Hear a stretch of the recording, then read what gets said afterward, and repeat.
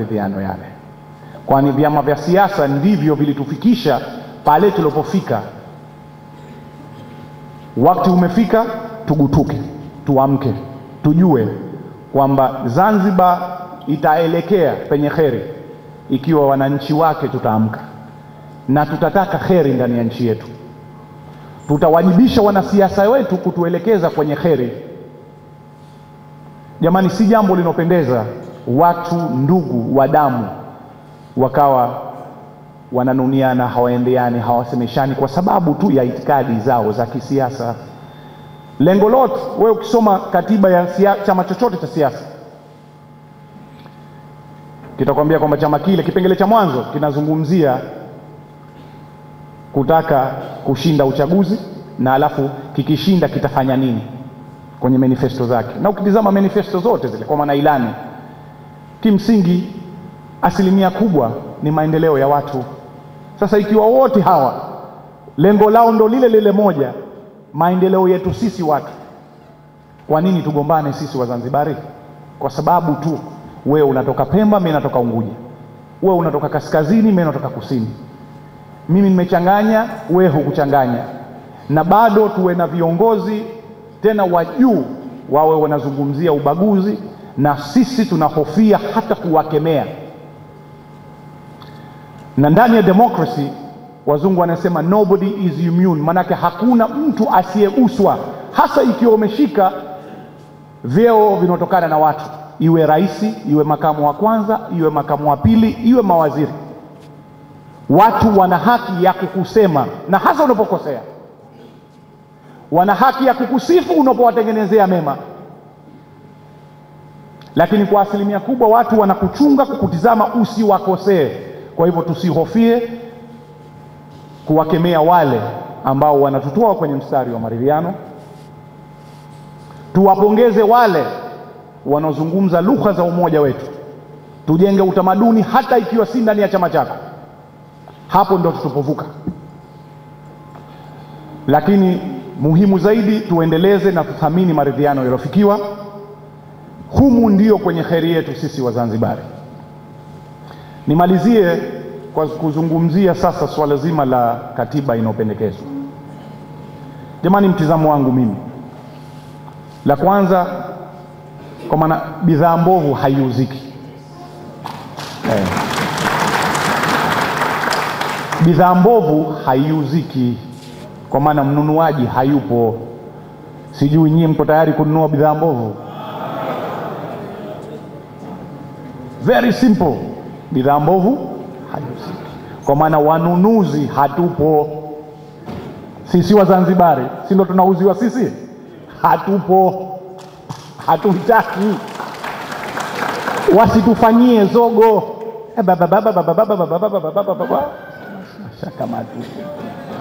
Jamani, mimi nilikuwa waziri kwa miaka 13, na kama mnavyokumbuka lile swali la mafuta na gesi asilia, nikiwa waziri wa Wizara ya Maji, Ujenzi, Nishati na Ardhi, mimi na wenzangu tulifanyia kazi kubwa sana. Tulipata washauri elekezi kutoka Umoja wa Mataifa, washauri elekezi wa ndani. Nimepitia nyaraka nyingi sana. Tumeandaa, kwa maana kikundi cha mwanzo ndani ya nchi hii kuandaa sasa misingi ya kisheria na sera kwa ajili ya utafiti na uchimbaji wa mafuta na gesi asilia. Sina utamaduni wa kuzungumza yale ambayo mloshuhudia au kuyafanyia kazi wakati ni kiongozi ndani ya serikali. Sidhani ni ustarabu wala jambo la busara, lakini ninachoweza kukuambieni, msidanganywe. Kwa hii inopendekezwa hii, uchimbi mafuta wala maji,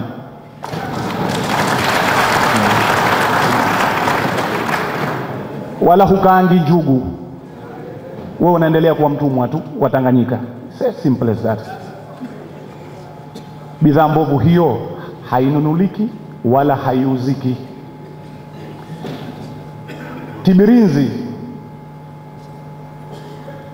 alipotualika Maalim Seif kamati ya maridhiano, kabla Ukawa hajajitoa katika bunge la katiba, mimi nilisimama hadharani nikasema, tokeni, msiwape uhalali CCM msokubaliana nao wachieni wapange wanachokitaka, lakini sisi tusiwape uhalali. Sasa ikiwa hatukushiriki kuandika katiba ile inopendekezwa, kuna haja gani sisi tukawa wapumbavu twende tukaipigie kura?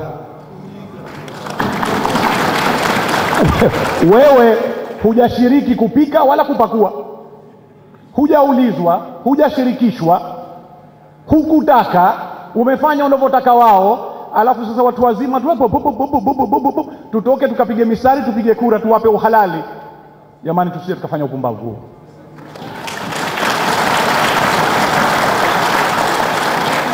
Waachieni wenyewe waitishe siku ya kupiga kura, wakashinde kwa 99.9%. Waachieni, lakini sisi tusitumike migongo yetu kwa watu kupanda na kujenga uhalali wa katiba ambayo sisi hatukushiriki. Ninavyoona mimi, hayo ni mawazo yangu mimi, hayo ni ya mtu mmoja, sawa? Sisi tuko wengi, na hata mimi kikawaida, kwa mawazo yangu mimi na tabia yangu mimi, ikiwa wenzangu watakuwa na mtizamo mwingine na nikaridhika, basi nitawafuata, wala sina tatizo. Hayo ni mawazo yangu kwa sasa. Wenzangu wakiwa na mwelekeo mwingine ambao utakuwa na maslahi kwetu na mwelekeo zaidi kwetu, basi mtu unapima. Lakini mimi mtizamo wangu mimi, ya nini tukatiwe kwenye mtego? Ya nini tukawasaidia watu kujenga uhalali wa jambo ambalo sisi hatulitaki? Wewe ile katiba hakuna hata moja unakubaliana nalo.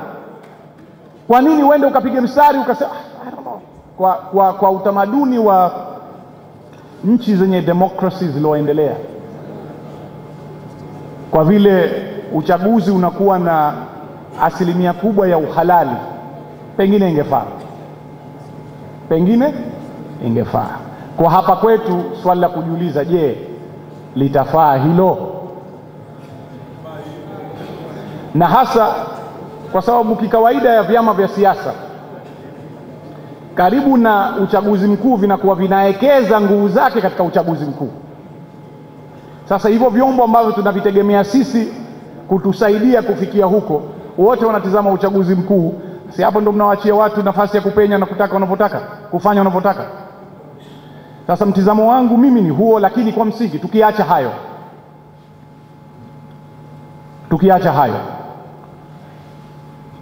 mimi sijaona lolote ndani ya katiba ile inopendekezwa, na hilo ndo jambo la kusikitisha. Tulitegemea kwa zama tulofika kwamba ikiwa tunaunda katiba ya nchi au taifa ambayo sisi imetuhusu, basi tulikuwa tupewe heshima ya kushiriki kuijadili kwa uhuru na mapana, kushiriki kuiunda kwa uhuru na mapana, bila ya vitisho, bila ya kulazimishwa. Lakini hakuna hata moja kwenye zile sharti za msingi zinazohitaji kuwa na katiba bora ya kudumu na iliyoridhiwa na wengi iliyotimia. Tumekuwa na vitisho, tumekuwa na kulazimishana, tumekuwa na kupangiwa. Hatukuwa na uhuru wa kuzungumza lile ambalo sisi tunaliona linafaa. Hatukupata taaluma ya kusikiliza maoni mbadala isipokuwa yale ya chama tawala, kwa sababu ili kuamua unahitaji upate taarifa ya kutosha, usikilize unayoyapenda na pengine usioyapenda, na miongoni mwa yale utakuja na kitu ambacho wewe kitakusaidia kufanya maamuzi yako. Lakini kama kawaida tunachukuliwa sisi Wazanzibari, kwa maana si watu ambao tuna haki ya kufikiri. Chama kinachotawala kimesema, kwa maana hivyo bwana akasema elekeni hapo, mkitaka msitaki. Jamani, hatuwezi kwenda hivyo. Lazima tuheshimiane. Ndiyo maana na namna ya kujenga nchi, watu kuheshimiana. Hatuwezi sote tukawa na mawazo sawa. Lazima tujifundishe kuheshimu ya wenzetu na wenzetu kuheshimu mawazo yetu sisi. Kuwa na mawazo mbadala na chama kinachotawala sio usaliti wa nchi, wala sio kosa la jinai, ni haki ya kila mmoja wetu. Lakini na sisi pia tuna wajibu sasa, kwa misingi ya kinchi, ya kikatiba na kisheria, kuheshimu mawazo ya wenzetu. Misingi hiyo lazima tuijenge, ndipo tutakata minyororo ya utumwa wa nafsi zetu pia, za kutia kuwemo ndani ya mtego ya siasa za chuki. Kwa sababu msidhanie peke yake kwamba vyama vya siasa vinatufunga, lakini mjue na nafsi zetu pia zinatufunga, kwa sababu hatutaki kuwa na fikra au kupima, kusikiliza na kuheshimu mawazo ya wenzi wetu. Kuwa na fikra njema kwa fikra njema kwa lile jema linatokana na wenzako haikuondoshei wewe kwenye itikadi ya chama chako. Utaendelea kubaki mfuasi wa CUF, utaendelea kubaki mpenzi wa CUF, unaweza kuendelea kubaki kuwa mwanachama wa Chama cha Mapinduzi ukawa mpenzi wa chama hicho, lakini misingi ni heshima ya utu wetu na uzanzibari wetu, ndio muhimu sana. Kwa hivyo nimalizie, ndugu zangu, nimechukua muda zaidi kushinda ule nilopewa. Nisisitize na niwashawishi Wazanzibari wenzangu, nyinyi na wengine wanaotusikiliza, tulinde maridhiano. Yanatupa fursa ya kujenga hii nchi, natupa fursa ya kujenga umoja, kujenga misingi ya kustahamiliana, kuheshimiana, na pia inatupa fursa jamani ya kujenga hatma njema yetu sisi na kizazi chetu. Tusijitizame sisi tu, tuna kizazi hicho nacho kina haki ya kupata Zanzibar iliyo njema. Tusiwaachie watoto wetu Zanzibar iliyo chafu, yenye nakama na suitafahamu miongoni mwa watu wake. Lakini pia muelewe kwamba siasa zetu ndio zinotumika kutugawa Wazanzibari daima, na ndio maana hatusikilizani. Sasa watawala walolitaka hasa hili la muungano washalipata, kwa sababu hatusikilizani wenyewe. Wanatugawa, tutaendelea kuumizana, wengine wanavuna, sisi mwaka hadi mwaka tunaendelea kudidimia. Tulinde maridhiano hayo, tusihofie kukemea watu ambao wanataka kutuondosha kwenye mstari na misingi ya maridhiano, kwa sababu hakuna ubaya ndani ya maridhiano haya. Ingekuwa maridhiano inazungumza mambo yasiokuwa na msingi na kinyume maadili ya sisi ya Wazanzibari na ubinadamu, basi binadamu ungepaswa kujiuliza. Lakini madamu inazungumzia kujenga misingi iliyo bora kwetu sisi na ustawi wetu, tusihofie kuwakemea watu kama hao. Jengine, Zanzibar inahitaji kusemewa leo. Tuache hofu, tuseme, tusihofie kusema, kwa sababu tu mtu fulani atakuona mbaya. Mwache akuone mbaya. Huyu atakuona mbaya siku zote. Wewe ukisema utakuwa mbaya kwake, usiseme utakuwa mbaya kwake, kwa sababu yeye Jussa kafu hafai, hata kinyamaza kimya yule, na wakati ukifika watakwenda kumtoa huko kwake. Si wanamjua? Basi sasa si bora useme? Bora useme kushinda kukaa kimya, kwa sababu time yako ikifika wewe utakuja kuchukuliwa tu. Manake kuna mambo ya ajabu. Zamani ukiona helikopta unatoka nje unaitizama, ya wapi ile, ina rangi gani ile? Siku hizi kwa Zanzibar wewe ukisikia kaka unaanza kujichibia chini kwanza, unajiuliza sijui zamu yangu leo. Msicheke, leo wanaume, kesho watakuja kuchukua wake zetu. Na ndio maana hata kama mtu hukubaliani naye, lakini likimfika jambo ambalo linavunja misingi ya haki zake za binadamu na utu wake, basi mtu mwenye akili yako lazima uumie ndani ya nafsi yako, kwa sababu wahenga wamesema, mwenzako akinyolewa na wewe jitie maji.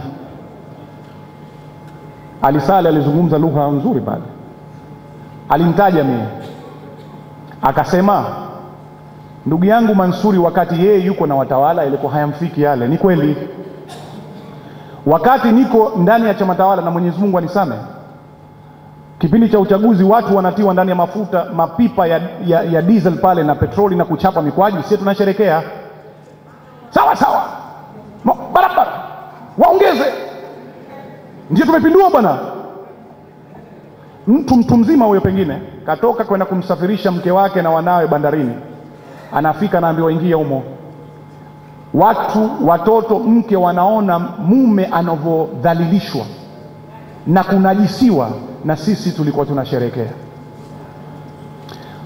Likiteremka JWTZ, jeshi la wananchi na vifaru na watu umekalia kivita, wanasema utawala huo.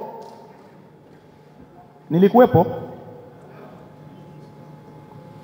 lakini tulifika pahali tunasema tunaelekea wapi? Nini maana yake hii? Nini tunapata faida ndani yake hii?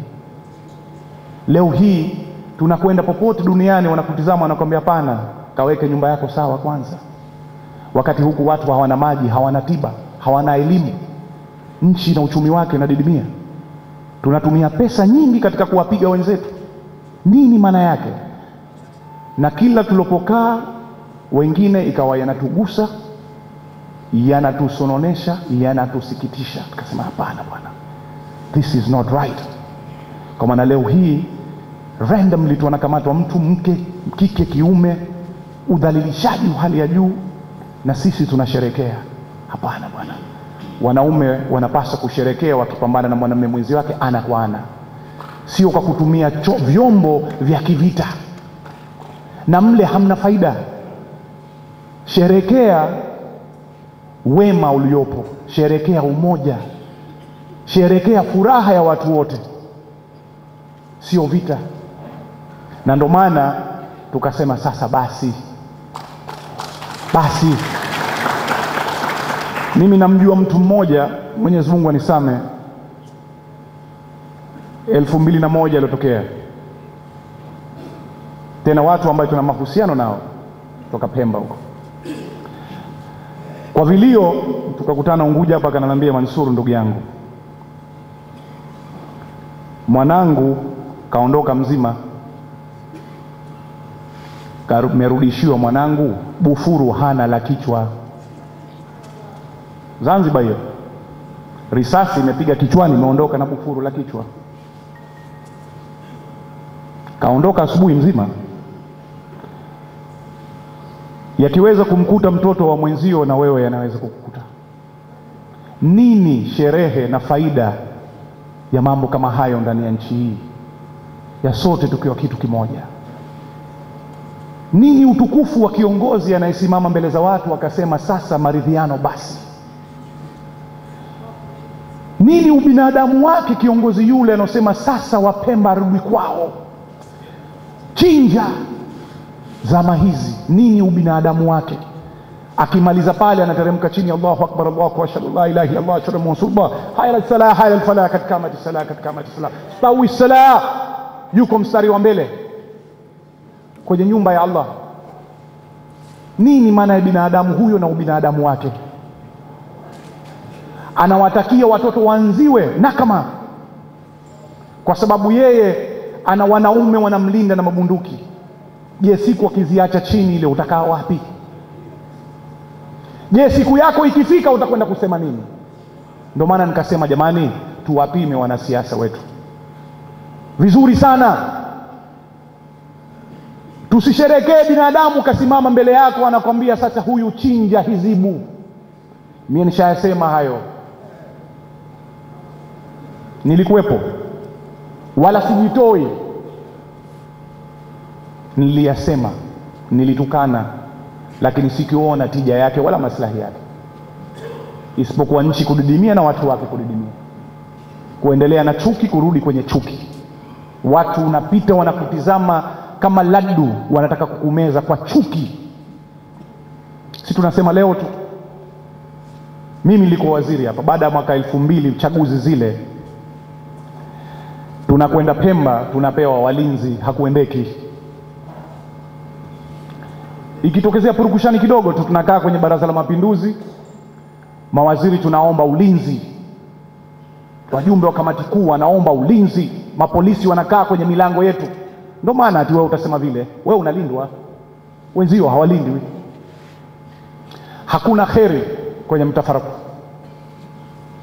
hakuna kheri kwenye sisi Wazanzibari kutokufahamiana, hakuna kheri kwenye kutokuheshimiana.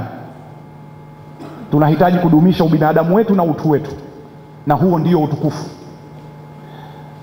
Hivi majuzi tulikuwa Chaani, nachukua muda wako ndugu Bimani na nitamalizia kama unavyosema, lakini hili nakuomba uniachie niliseme, kwa sababu namzungumza Maalim Seif. Kama hujaniachia patakuwa na ugomvi, lakini wa kistaarabu.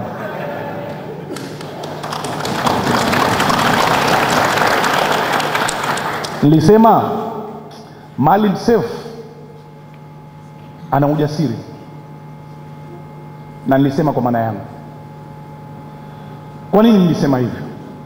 Kwa sababu kuna matokeo ambayo mimi nimeyashuhudia kipindi hichi cha miaka 6 cha binadamu yule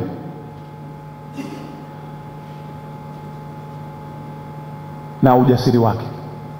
Alikuja kibanda maiti pale, wanakafu wakamzomea, wakamfukuza na maridhiano yake na kumtambua Dr. Karume. Ikawa mtafaruku ndani ya nchi. Tukaulizana, Mzee Moi yupo pale na wengine wakaliuliza, sitaki kuwataja, vipi sasa baba, huyo mtu si ndo sasa hivi anakwenda mbio huyo? Washamgeukia wale mahizibu wenziwe, washamfukuza na maridhiano. Sasa mtakipata. Mimi mmoja nilizungumza na Maalim Seif kipindi kile, na akanambia maneno ya hekima, busara sana. Sitaki kuyasema maneno yale kwa sababu ilikuwa baina mimi na yeye, na hazina kubwa hiyo, hazina kubwa, lakini nitakupeni mantiki yake. Alikusudia kwamba yeye kiongozi, sikilizeni vizuri ndugu zangu wa Kizanzibari, uwe kafu uwe CCM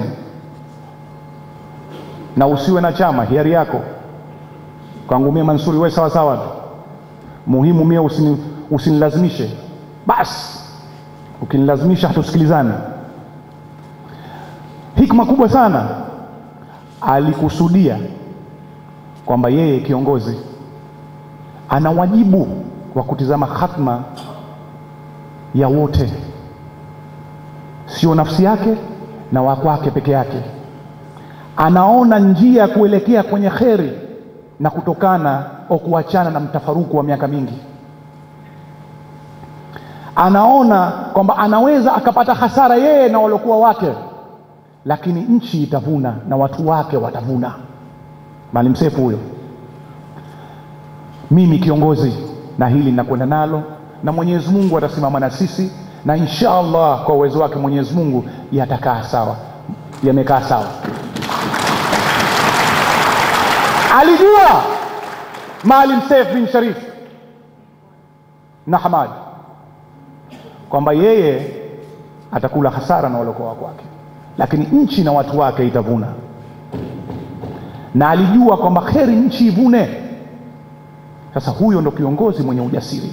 Wewe unamtukana, anatusaliti, kila uchaguzi anaachia, lakini hateteruki kwenye misingi ya ubinadamu, na anatizama common good. Najua maana ya common good, kheri yetu sote. Hawatizami wake tu. Sasa kiongozi ambaye akitishwa kidogo akaanza kuteteruka, akafanya 360, siku hizi vijana mnaona wanazungusha gari wale, ile ndo 360 degrees, kumani mzunguko mzima wa dunia ile. Leo kasimama hapa na kwambia yeye msimamo wake huu, katikisho kidogo tukageuka wote mzima, siye kabisa yule mtu. Kwa nini nimekwambia hivyo? Huu mchakato wa katiba ulianzia hapa kwenye ukumbi huu, na tukaambizana huko, mawaziri, wajumbe wa halmashauri kuu, wajumbe wa baraza la wawakilishi, wakafu na CCM, walikuja na rasimu ambaye haitupi haki hata ya kusikilizwa, na ilikuwa haina hata usawa baina ya rais wa Zanzibar na rais wa Jamhuri ya Muungano wa Tanzania, kwa maana ushiriki wao katika sheria ile na utaratibu wa kuteua, kupanga na kadhalika. Tukaambizana tuendeni tukaipinge kwa watu sisi, na video zipo, tizameni, sibuni tu na mtawaona wale watu waliosimama pale wakatoka mapovu. Tena waliosema zaidi ni wa CCM kuitetea hii nchi. Lakini tizameni leo 360 degrees, watu washageuka. Utafikiri lile jambo jipya, hii nchi mpya, yale matatizo ya muungano mapya hayapo, mageni.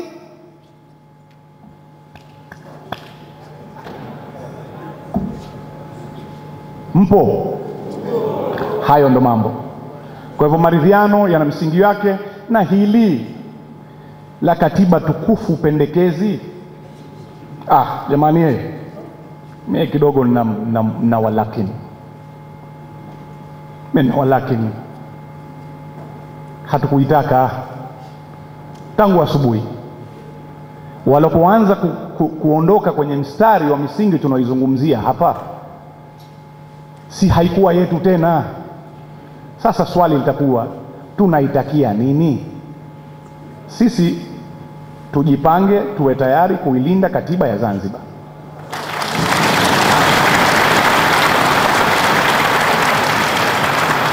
Hapo pana maneno.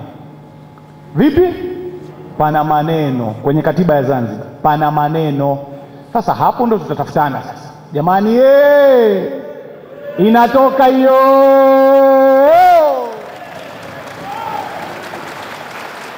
Tena hapo wanaume na kina mama nao tunaanza kuitana, kutafutana, kuulizana ilikuwaje, kuwaje, Kipolo yuaja huyo. Tunajipanga kuzuia na kukinga, lakini kwa hili lilokuwa sila kwetu, wachieni wenyewe. Mapinduzi! Mapinduzi! Mapinduzi! Asanteni sana.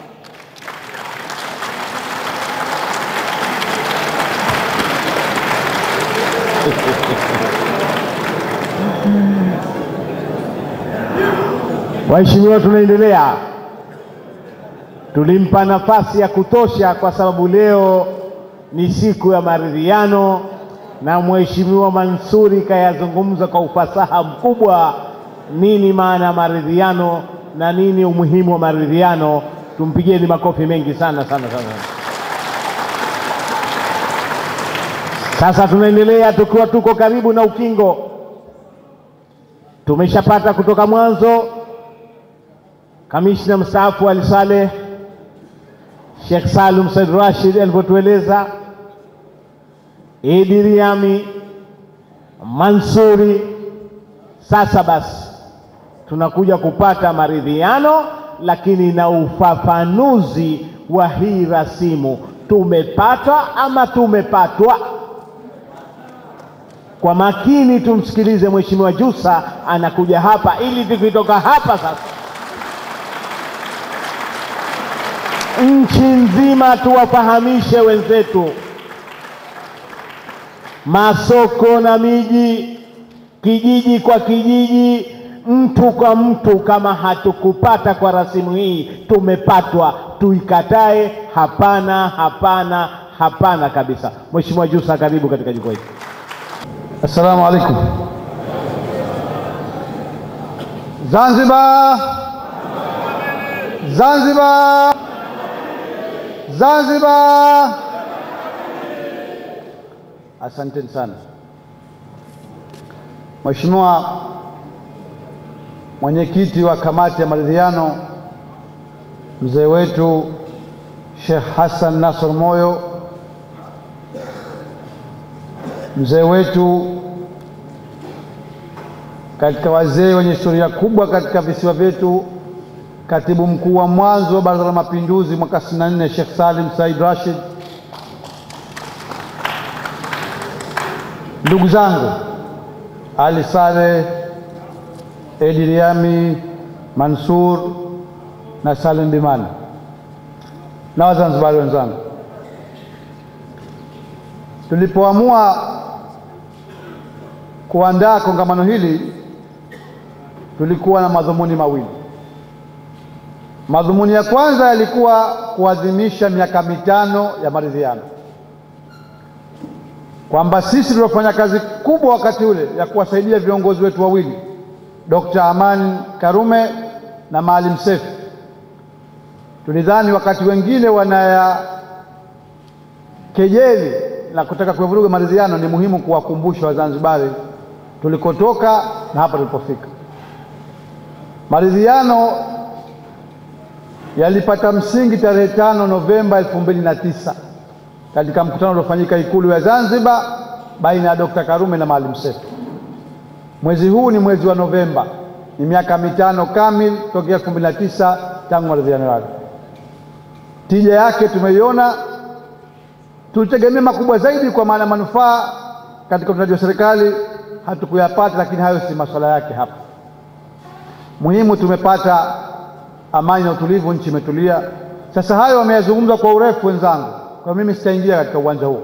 Nitaka nitumie fursa hii na mimi kuwapongeza tu Wazanzibari, kwa pamoja na yote tuna haki ya kujipongeza kwa kuyasimamia na kuyadumisha maridhiano mpaka palipofika, na inshallah ataendelea kudumu. Mimi nitaingia katika la pili. Madhumuni ya pili ya kuitisha kongamano hili yalikuwa ni ile ahadi aliyochukua Mzee Moyo pale katika uwanja wa mkutano, kwamba tutawaita kuja kueleza kamati ya maridhiano nini mtazamo wake kuhusu katiba inayopendekezwa. Na tuliamua kufanya hivi kwa sababu gani? Sisi mnajua nini, tulikuwa mstari wa mbele kujaribu kuzifuta hisia, sera, mitazamo ya vyama vya siasa katika kulikabili swala la katiba. Maana kama tukifanya hivyo tungeingia katika msingi wa CUF nasema nini, CCM nasema nini, tukazama sera zao zinasema nini. Sisi tulikuja tukaongoza si mara moja, si mara mbili, si mara tatu, kuwaelezea umuhimu wa kuja na msimamo wa Kizanzibari na dhana nzima ya mamlaka kamili ikifuatiwa na muungano wa mkataba ilizaliwa na kamati ya maridhiano. Tukaja tukaizungumza hapa. Hatukuishia hapo, kwa sababu hatukuwa tukifanya jambo baya, wala hatukuwa na nia ovu, wala hatuna la kuficha. Tukachukua hoja ile tukaipeleka kwa Rais Dr. Ali Mohamed Shein, tukakutana naye sisi sita, tukamweleza, wala hakutupinga siku ile. Baadaye tukaipeleka kwa makamu wa kwanza wa rais Maalim Seif Sharif Hamad, na hatimaye tukaipeleka kwa Dr. Amani Karume kama mmoja katika waasisi wa maridhiano, na wote walituunga mkono. Sasa tuliwaongoza Wazanzibari kutoa maoni. Ilipotoka rasimu ya kwanza walipokuja nayo kina Sheikh Ali Saleh, tukaitana hapa ndio tukatoa msimamo wetu kuhusu rasimu ya kwanza. Ilipotoka rasimu ya pili tukaitana hapa tukatoa maoni yetu kuhusu rasimu ya pili. Hapo katikati yametokea lotokezea.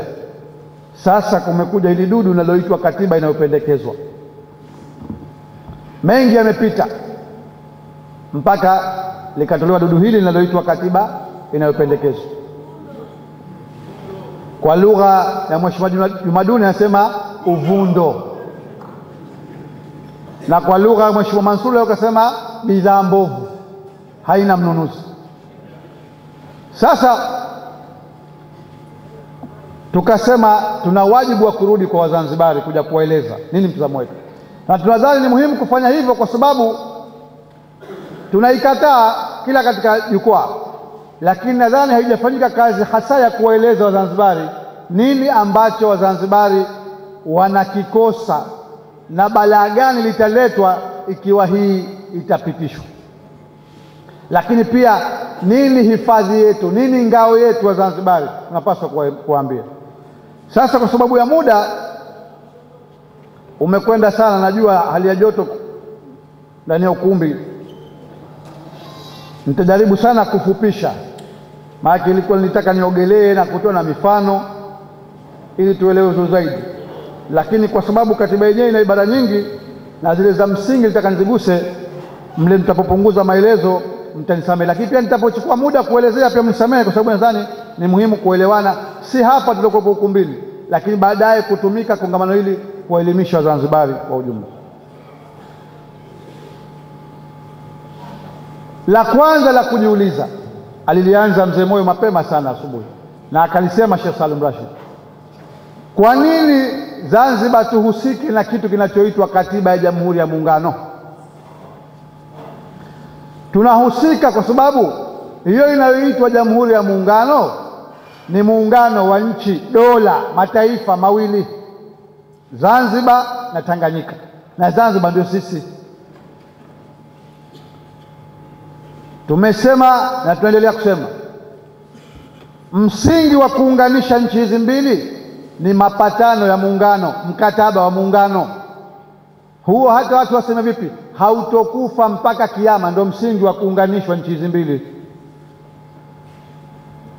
Na mkataba wa muungano, hakuna pahala popote ulipofuta nchi yoyote kati ya Tanganyika na Zanzibar ukasema unaanzisha nchi moja. Hakuna maneno hayo. Lugha iliyotumika imesema inaanzishwa one sovereign republic, jamhuri moja iliyoungana, haijasema nchi moja. Hakuna lugha hiyo pale popote katika mkataba wa muungano. Sasa balaa la kwanza la hii inayoitwa katiba inayopendekezwa lipo katika ibara ya kwanza kabisa. Hii katiba inayopendekezwa ina sura 19. Sura ya kwanza, ibara ya kwanza moja inasema nini?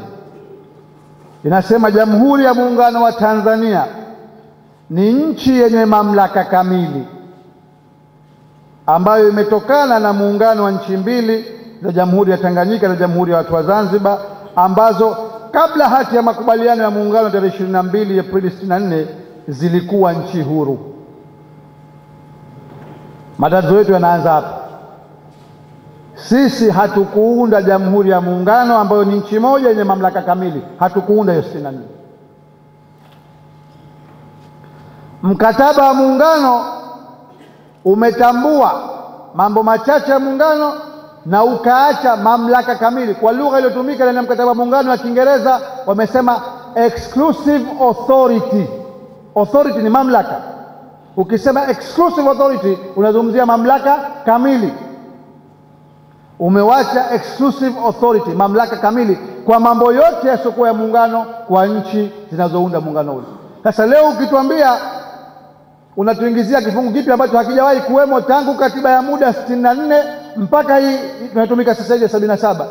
Hakuna kifungu kinachosema Jamhuri ya Muungano ni nchi moja yenye mamlaka kamili. Ukiingiza hivi unakiuka mkataba wa muungano, haikubaliki, haipiti. Zanzibar tutaikataa. Lakini la pili, unapomalizia kwa kusema ambazo kabla ya hati ya makubaliano ya muungano tarehe 22 Aprili 1964 zilikuwa nchi huru, unamaanisha nini? Are we no longer free? Sio huru tena? Hivi madhumuni ya muungano yalikuwa ni kuzima, kukandamiza, kunyang'anya uhuru wa Zanzibar Tanganyika? Si kweli. Na ukitaka kulijua hilo ulifahamu vizuri zaidi, tuangalie katiba ya Zanzibar hii hapa, ngao imara ya mamlaka ya Zanzibar hii hapa. Katika katiba yoyote kuna kuwa na utangulizi, preamble. Preamble inaelezea dhamira ya wenye katiba, na katiba hii wenyewe ni nani? Wazanzibari. Katiba hii katika utangulizi wake inasema, sehemu yake na nanukuu, na kwa kuwa tunazingatia na kuthamini kazi nzuri ya kimapinduzi iliyofanywa na viongozi wa mapinduzi wakiongozwa na muasisi wa chama cha ASP na mapinduzi ya Zanzibar 1964 marehemu Mzee Abeid Amani Karume, ambaye fikra zake zitaendelezwa na kudumishwa daima kizazi baada ya kizazi, katika kupambana na ukoloni, ubepari, unyonge, uonevu na dharau, na badala yake kudumisha uhuru na umoja, haki na usawa, heshima na utu. Na kwa kuwa tunatambua kwamba mafundisho na mawazo ya kimapinduzi yatalindwa, yataendelezwa na kudumishwa kwa misingi ya kidemokrasia, na kwa kuwa sisi wananchi wa Zanzibar tumeamua rasmi na kwa dhati kujenga katika nchi yetu jamii inayozingatia misingi ya uhuru, haki, udugu na amani, ndio tunatunga katiba hii. Neno uhuru limetumika mara mbili: kuendeleza na kudumisha na kulinda uhuru. Uhuru tunazungumza hapa wa Zanzibar. Hii ni katiba ya Wazanzibari. Sasa leo ukituletea katiba inayopendekezwa unatuambia kwamba ambazo nchi hizi ambazo kabla ya hati ya makubaliano zilikuwa nchi huru, maana leo si huru tena, hatuwezi kukubali Wazanzibari. Haikubaliki, haipiti Zanzibar. Lakini la pili, na hayo ninayosema, hii katiba yenyewe inayopendekezwa, kwa sababu wamekuwa kule wamedanganyana tu, wao wenyewe wanajipinga. Kifungu hicho cha kwanza au ibara hiyo ya kwanza, ibara ya kwanza 3, wanatambua hati ya makubaliano ya Muungano, na wanasema ibara ya kwanza ya 3, hati ya makubaliano iliyorejewa katika ibara ndogo ya kwanza ndio msingi mkuu wa Jamhuri ya Muungano wa Tanzania, na katiba hii kwa kadri itakavyorekebishwa itakuwa ni mwendelezo wa makubaliano hayo. Kwa hivyo wanatambua kwamba basis, msingi ni Articles of Union. Sasa ukianza kupinga huo msingi wenyewe, katiba hii uhalali wake uko hapo? Haupo. Lakini sitoshi, ibara ya pili inazungumzia neno Jamhuri ya Muungano. Tatizo jingine kwa Wazanzibari, kwanza inachanganya kama vile hii ni nchi moja, pamoja na kutambua kwamba kuna maeneo mawili, lakini balaa liko hapa. Ibara ya pili kifungu kidogo cha pili kinasema Rais wa Jamhuri ya Muungano atakuwa na mamlaka ya kuigawa Jamhuri ya Muungano katika mikoa, wilaya na maeneo mengine, isipokuwa kwa upande wa Tanzania Zanzibar, rais atashauriana na rais wa Zanzibar kabla ya kuigawa Tanzania Zanzibar katika mikoa, wilaya au maeneo mengine. Atashauriana, sio angalau atashauriana kukubaliana, atashauriana tu. Huyu anayeshauriwa ana hiari yake kukubali ushauri, kwa sababu katiba hii imemwambia hana mamlaka wala hana ulazima wa kufuata ushauri wowote anaopewa. Sasa maswala au hoja zetu hapa, kwanza suala la tawala za mikoa na serikali za mitaa si suala la Muungano. Hata kwa katiba hii yao wenyewe inayopendekezwa halijapata kuwa 64, silo jambo la Muungano hivi sasa, wala kwa katiba hii inayopendekezwa tawala za mikoa na serikali za mitaa si suala la Muungano. Vipi unampa mamlaka rais wa Jamhuri ya Muungano kugawa maeneo ya utawala za mikoa na serikali za mitaa Zanzibar, ambapo hana mamlaka hii kwa mambo yale kwa Muungano? Haikubaliki, haipiti. Lakini ukiondoka hapo, watu hao wanapenda kudanganyana sana. Wameandika kifungu au ibara ya 9. Hii maelezo yake inasomeka ukuu na utii wa katiba. Ibara ya 9(1) inasema katiba hii ni sheria kuu katika Jamhuri ya Muungano kwa mujibu wa masharti yaliyowekwa na katiba hii. Halafu inasema 9(2) kwa madhumuni ya ibara ndogo ya kwanza, endapo masharti ya sheria yoyote itakayotungwa na vyombo vyenye mamlaka kutunga sheria yatatofautiana na masharti ya katiba hii, masharti ya sheria hiyo yatakuwa batili na yatatenguka kwa kiwango kile kinachotofautiana na masharti ya katiba hii. Mnajua makusudi yao nini? Kwamba ikiwa katiba ya Zanzibar inapingana na hii, ati katiba ya Zanzibar itakuwa ni batili na itatenguka. Mtakubali Wazanzibari? Hatukubali. Tunasema haikubaliki, haipiti. Na baadaye mwisho nitakuja kufafanua kwa nini kinga yetu iko wapi, nitasema. Lakini tuende katika sura ya pili. Nisema ile moja tu kwamba ukuu wa katiba hii ingepita ulipaswa uwe kwa mambo ya muungano tu, lakini huwezi ukaita kifungu cha jumla kama hicho ambacho tumekiweka katika ibara ya 9. Tukitoka hapo, sitaki kuchukua muda katika hili, kuna sura ya pili. Sura ya pili inazungumzia malengo muhimu, misingi ya mwelekeo wa shughuli za serikali na sera za taifa. Yaliyokuwemo katika vifungu hivi ni malengo makuu, malengo ya kisiasa, halafu kuna malengo ya kiuchumi, kijamii na kiutamaduni, kuna na utafiti, dira ya maendeleo, mipango na utekelezaji wa malengo ya taifa. Yote haya si mambo ya muungano. Zanzibar ina tume yake ya mipango. Katiba ya Zanzibar sura ya pili inaelezea malengo na maamuru muhimu ya serikali ya mapinduzi ya Zanzibar. Hatupaswi kufungwa na hawa. Tena yameandikwa katika lugha kwamba ati kuwepo na uwiano. Ina maana Zanzibar kama ina uwezo mzuri zaidi wa kiuchumi, nataka kuwatimizia haja zake watu wake, isiweze kwa sababu tu bara haijaweza kufikia, lazima kuwe na uwiano. Kwa nini? Kwa miaka mingi mnakumbuka hapa elimu ya lazima ilikuwa mpaka form 3 kwa miaka mingi sana baada ya mapinduzi, lakini bara ilikuwa elimu ya upe mwisho darasa la 7. Ikiwa tunayakubali haya, maana yake kama Zanzibar inaweza kuwapa wananchi wake, watoto wake elimu ya mpaka form 3, isifanye hivyo isipokuwa kuwa kuna uwiano. Tutakubali hivyo? Hatuwezi kukubali. Kwa hiyo nasema sura hii nzima haina chochote chenye faida kwa Zanzibar. Lakini hapa ndo penye maneno ya kuwaweka sawa hawa wanaopotosha. Kwenye sura ya 3. Sura ya 3 ni ndogo sana, ina kurasa 2.5, lakini hii kichwa chake cha maneno kinasema ardhi, maliasili na mazingira.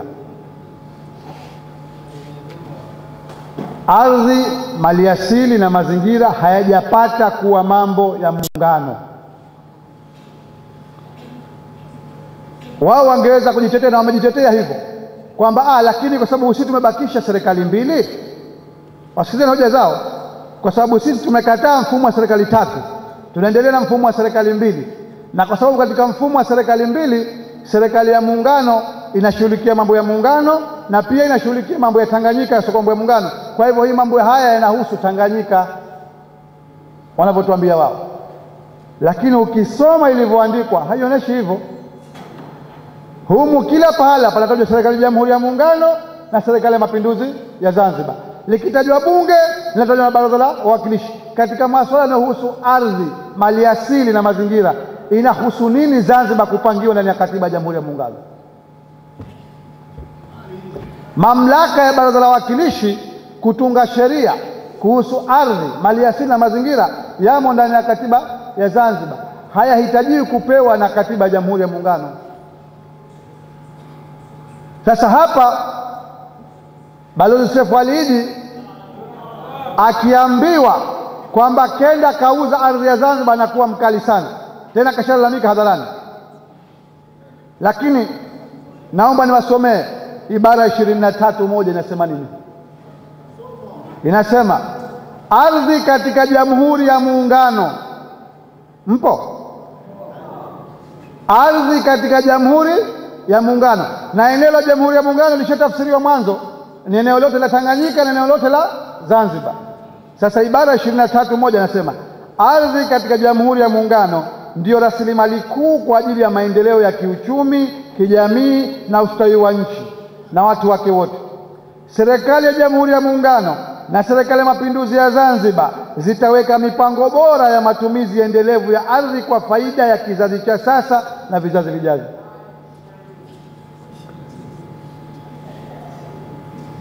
Ingekuwa serikali ya Jamhuri ya Muungano ningeelewa, ningesema labda kwa koti lake la pili kwamba ndio pia Tanganyika. Lakini unapohitaji serikali ya Mapinduzi ya Zanzibar katika vifungu vinavyohusu ardhi ndani ya katiba ya Muungano, maana yake ni kama sikupora mamlaka ya Zanzibar katika masuala ya ardhi, maliasili na mazingira. Na kuthibitisha hilo, inasema hivi nataka kuja katika hilo nalopigiwa kelele sana la mafuta. Ni kweli mafuta na gesi, ukisoma orodha mambo ya muungano iliyopendekezwa humu halimo, lakini namwomba kila mtu akaitafute hii, asome ibara ya 26. Ibara ya 26 inasema nini? Nainukuu: nataka muone upotoshaji unaofanywa na Balozi Sefalidi na wenzake hapa Zanzibar. Anasema nini ibara ya 26? Maliasili zote za taifa ikiwa ni pamoja na madini, gesi na mafuta ni mali ya umma, na serikali ya Jamhuri ya Muungano au serikali ya Mapinduzi ya Zanzibar itaweka utaratibu wa kuhakikisha zinatumika kwa manufaa ya kizazi cha sasa na vizazi vijavyo.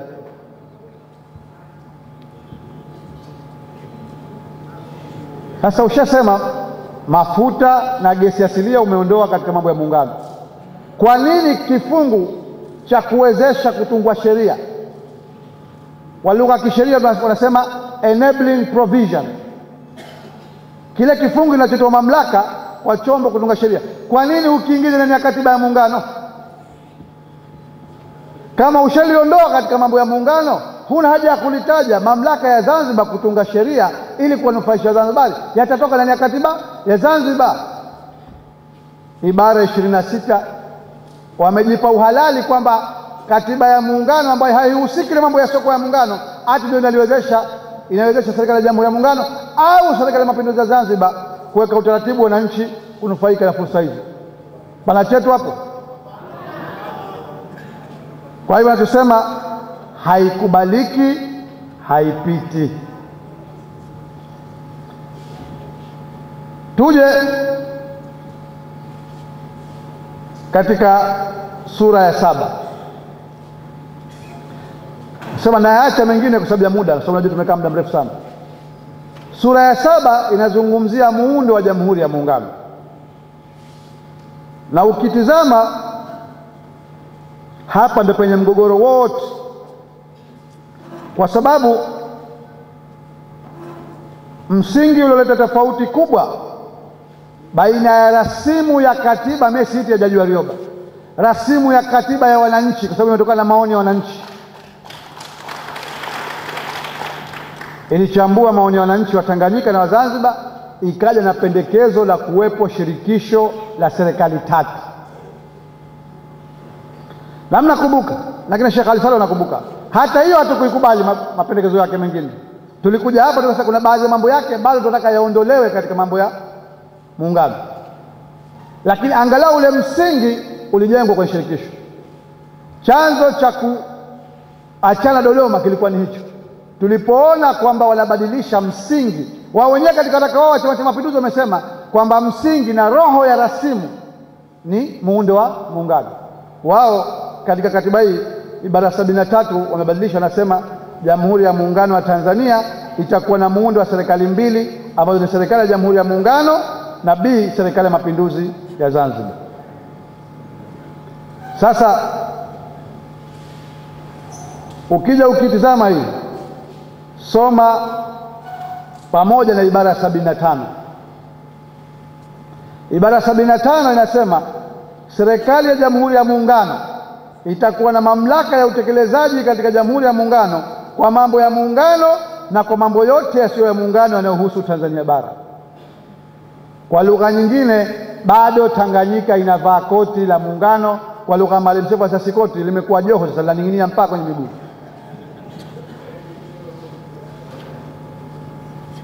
Kwa hivyo hata mengine yote angekuwa mazuri, lingebaki hili tu tungeikataa, kwa sababu bado msingi wa Zanzibar kukandamizwa na kunyonywa ungebakia pale pale, kwa sababu mmoja akajivika joho la muungano, mmoja anaambiwa wewe katafute unachotaka mwenyewe, kwa wote tutakuruhusu sisi.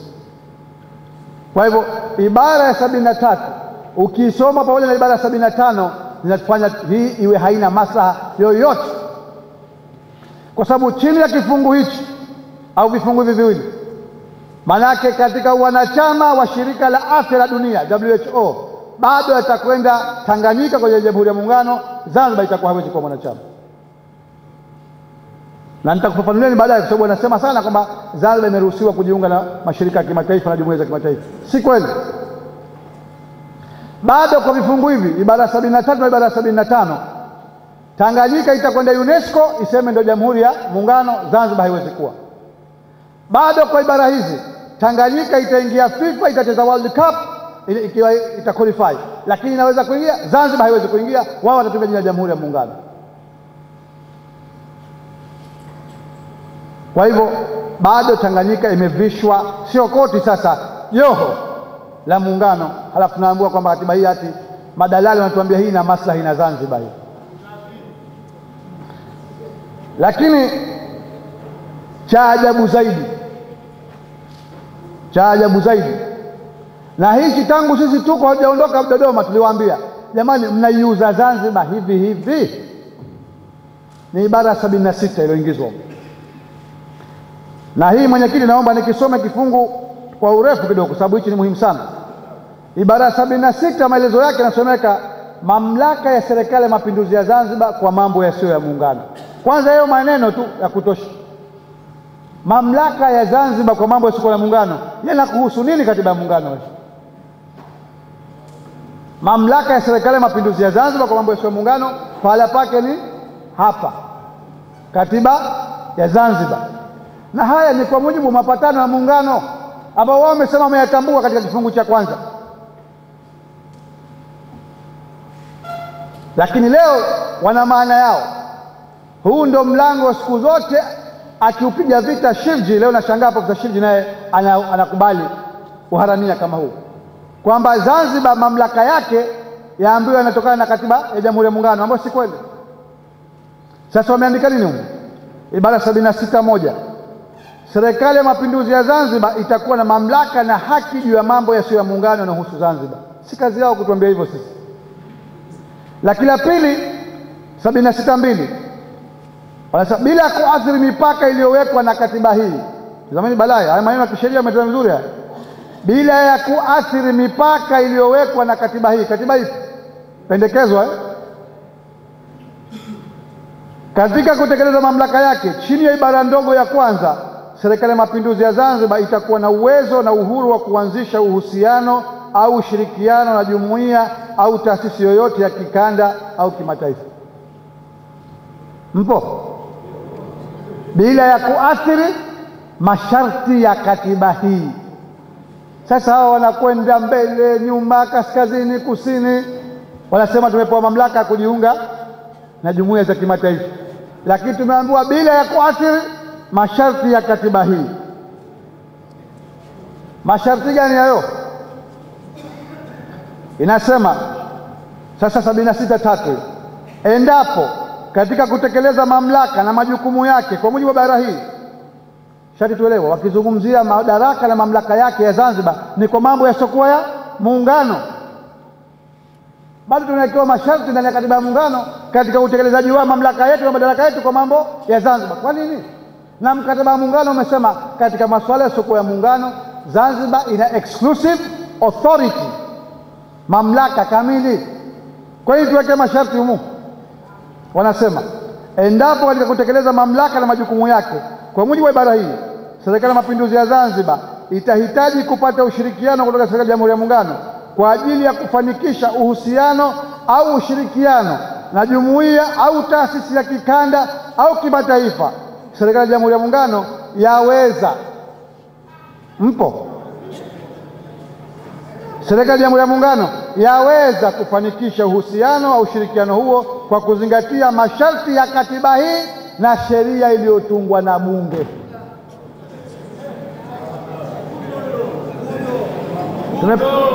Tumepewa mamlaka hapo? Tumepewa mamlaka hapo? Serikali ya Jamhuri ya Muungano yaweza. Kwa Kiingereza ingetumika neno may, ina uhuru wa kuamua. Kuna kitu katika sheria kinaitwa mandatory, ingetumika neno shall, kwamba Jamhuri ya Muungano itatoa ushirikiano, ingekuwa wamelazimika. Lakini yaweza. Tena kuweza kwenyewe kwa mujibu wa masharti ya katiba hii na sheria iliyotungwa na Bunge. bunge ambalo wengi wao ni nani? Watanganyika. Mnapata chenu hapo Zanzibar? Hakuna kitu. Kwa hivyo wanapotuambia kwamba ati wametupa mamlaka ya mahusiano ya kimataifa, si kweli. Waache kuwadanganya Zanzibar. Mzee Moyo aliwaambia siku ile kina Samuel Sita kwamba mngeweza kutudanganya sisi tulikuwa hatukusoma 64. Vijana wa leo wamesoma, hawakubali. Alimwambia Mzee Moyo Samuel Sita. Huwezi kuja na lugha zako za ujanja ukadhani wewe chenge fundi sana kwa kufanya sisi tusione. Tunaona kuliko unavyoona wewe shekhe.